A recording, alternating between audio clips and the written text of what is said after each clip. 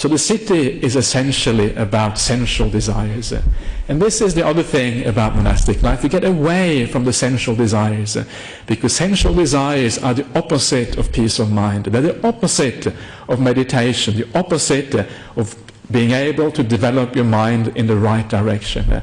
And that is probably the main reason why the city is not the place to be if you're going to be really serious about practicing the spiritual path of Buddhism. And to give you some ideas how highly the Buddha praised the idea of seclusion, the idea of pulling away, because I always take my references from the Buddha himself, because he is the ultimate teacher in this whole thing. There's a beautiful little story in the Buddha's discourses. This discourse I call suttas, in case you don't know. In these suttas, there's a beautiful story of the Buddha wandering around in India with a large retinue, a large group of monks with him. At a certain point, they pass by a village, and on the outskirts of this village, they see another monk.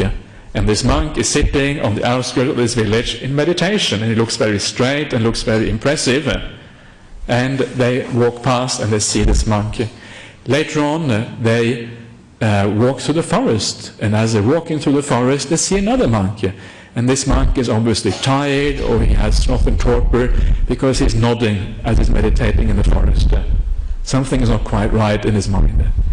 And then, having seen these two things, the Buddha then turns to his monks and he says, first of all, did you see that monk on the outskirts of the village, sitting there in meditation, in samadhi or whatever? And the monks say, yes, Lord, we saw that monk at the outskirts of the village. And then the Buddha says, quite surprisingly, because this monk was meditating properly, surprisingly he says, I am not happy with that monk. Why am I not happy with that monk? Because he's sitting too close to the village, and before you know it, he's going to be disturbed by somebody.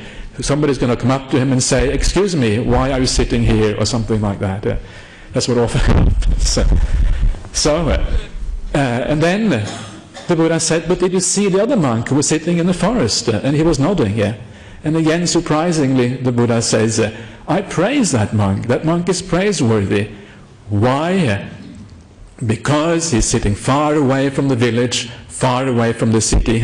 It will only be a matter of time before he overcomes that tiredness, before he overcomes the sloth and torpor. And then his meditation will be going really well, because he's far away from the world, far away from the city, far away from people.